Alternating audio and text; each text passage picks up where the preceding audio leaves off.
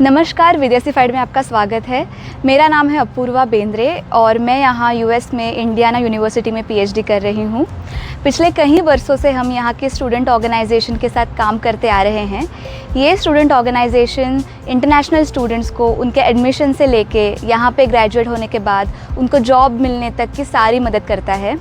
हमें पता है कि इंटरनेट पर बहुत सारे इन्फॉर्मेशन ऑलरेडी है, पर फिर भी बहुत सारे प्रश्न अभी भी बाकी है। इसलिए हम यहाँ हमारा यूएस आने का अनुभव और 1000 से भी ज़्यादा स्टूडेंट्स को मदद करने का अनुभव आपके साथ शेयर करने के लिए आए हैं, जिसका लाभ आपको ज़रूर उठाना चाहिए। तो आप हमारे चैनल को ज़रूर सब्सक्राइब कीजिए।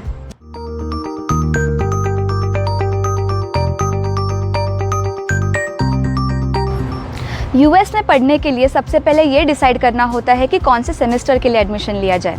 यहाँ पे 2 प्रकार के सेमेस्टर्स होते हैं।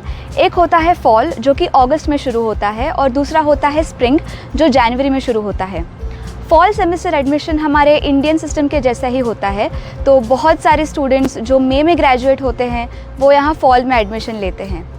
इस तरीके से उनकी कंटिन्यूस पढ़ाई चालू रह सकती है, पर इसके लिए तैयारी भी बहुत पहले से करनी पड़ती है, क्योंकि उनको GRE, TOEFL जैसे एग्ज़ाम्स और पूरा एप्लीकेशन प्रोसीजर ही एडमिशन डेडलाइंस को ध्यान में रखते हुए कंप्लीट करना होता है।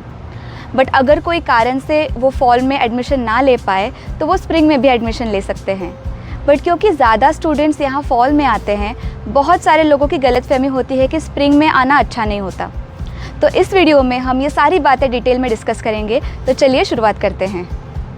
कुछ लोगों की ये गलतफहमी होती है कि फ़ॉल में इजी सब्जेक्ट्स और स्प्रिंग में हार्ड सब्जेक्ट्स ऑफ़र किए जाते हैं, बट ऐसी कोई बात नहीं होती। अगर आपकी यूनिवर्सिटी एक स्प्रिंग प्रोग्राम ऑफ़र कर रही है तो ये सारी बातों को ध्यान में रखे हुए ही वो प्लान करेगी, तो आपको टेंशन लेने की कोई ज़रूरत नहीं है। अगर आपकी यूनिवर्सिटी एक स्प्रिंग कोर्स ऑफ़र कर रही है तो वो स्प्रिंग में भी इंट्रोडक्टरी सब्जेक्ट्स ऑफ़र करेगी। यहाँ पे बहुत सारे स्टूडेंट्स मई से लेकर जुलाई तक समर इंटर्नशिप करते हैं। ये समर इंटर्नशिप करने के लिए आपको यहाँ कैंपस में रह के 2 सेमेस्टर्स कंप्लीट करना ज़रूरी होता है। इसलिए कई लोगों का ये मानना होता है कि स्प्रिंग स्टूडेंट्स को समर इंटर्नशिप करने का कोई मौका ही नहीं मिलेगा, बट ऐसी कोई बात नहीं होती। जैसे फॉल स्टूडेंट्स 2 सेमेस्टर के बाद समर इंटर्नशिप कर सकते हैं, वैसे ही स्प्रिंग स्टूडेंट्स 3 सेमेस्टर्स के बाद समर इंटर्नशिप कर सकते हैं। ये समर इंटर्नशिप्स के एप्लीकेशंस अक्टूबर और नवंबर में ही चालू होते हैं, जिसका मतलब ये है कि फॉल स्टूडेंट्स को केवल 2 महीने मिलेंगे इसकी तैयारी करने के लिए, और स्प्रिंग स्टूडेंट्स को 7 से 8 महीने मिलेंगे इसकी तैयारी करने के लिए। ये एक तरीके से स्प्रिंग स्टूडेंट्स के लिए एडवांटेज है।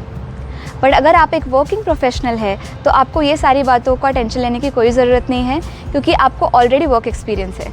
अगर आपका स्टेम प्रोग्राम है तो आप अपने ग्रेजुएशन के बाद भी इधर 3 सालों तक काम कर सकते हो, और अगर आपको इन 3 सालों के बाद भी जॉब कंटिन्यू करनी है तो इसके लिए आपको H1B वीज़ा मिलना ज़रूरी है। ये H1B वीज़ा लॉटरी पर डिपेंडेंट होता है।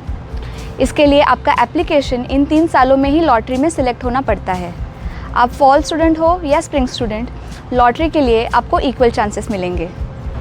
यहाँ पे लिविंग एक्सपेंसेस कवर करने के लिए बहुत सारे स्टूडेंट्स ऑन कैंपस जॉब करते हैं, क्योंकि बहुत सारे स्टूडेंट्स फॉल में आते हैं। लोगों को लगता है कि स्प्रिंग स्टूडेंट्स को ऑन कैंपस जॉब्स या असिस्टेंटशिप्स बचेंगे ही नहीं, बट जैसे फॉल स्टूडेंट्स को मई में ग्रेजुएट होने वाले स्टूडेंट्स के ऑन कैंपस जॉब्स मिलते हैं, वैसे ही स्प्रिंग स्टूडेंट्स को दिसंबर में ग्रेजुएट होने वाले स्टूडेंट्स के ऑन कैंपस जॉब्स मिलते हैं। अगर आप स्प्रिंग स्टूडेंट हो और आपको जनवरी में ऑन कैंपस नहीं मिला तो आपको मई में मिलने के चांसेस बहुत ज़्यादा है, क्योंकि मई में ज़्यादा स्टूडेंट्स ग्रेजुएट होते हैं। यहाँ पे नवंबर से लेकर जनवरी तक हॉलीडे पीरियड माना जाता है, और बहुत सारे कंपनीज़ हायरिंग भी बंद कर देते हैं। इसलिए लोगों को लगता है कि स्प्रिंग स्टूडेंट्स को जॉब ढूंढने में बहुत दिक्कत होगी। ये कुछ हद तक सच भी है, बट अगर आप एक्स्ट्रा सब्जेक्ट्स लेके या पोस्टपोन करके अपना ग्रेजुएशन मई में प्लान करते हो तो आपको जॉब ढूंढने में आसानी होगी। अगर आप यहाँ बैचलर्स या PhD प्रोग्राम करने के लिए आना चाहते हो या रिसर्च करना आपका मेन उद्देश्य है, तो कौन सी सेमेस्टर में एडमिशन लेना है ये क्वेश्चन ज़्यादा इम्पॉर्टेंट नहीं है, क्योंकि आपको बहुत टाइम एंड चांसेस मिलेंगे ऑन कैंपस जॉब्स या इंटर्नशिप्स ढूंढने के लिए। लेकिन अगर आप एक मास्टर स्टूडेंट हो और आपका मेन उद्देश्य ग्रेजुएशन के बाद जॉब मिलना है, तो आपको हमने अभी डिस्कस की हुई सारी बातें ध्यान में रख के प्लान करना है। इसमें 2 चीज़ें बहुत ही इम्पॉर्टेंट है। एक है अच्छी प्रोफाइल बनाना और दूसरा है मई में ग्रेजुएशन प्लान करना। तो आज के लिए बस इतना ही। अगर आपको ये वीडियो पसंद आए हो तो हमारे चैनल को ज़रूर सब्सक्राइब कीजिए। हम जल्द ही एक नए वीडियो के साथ वापस आएंगे। तब तक के लिए बाय बाय।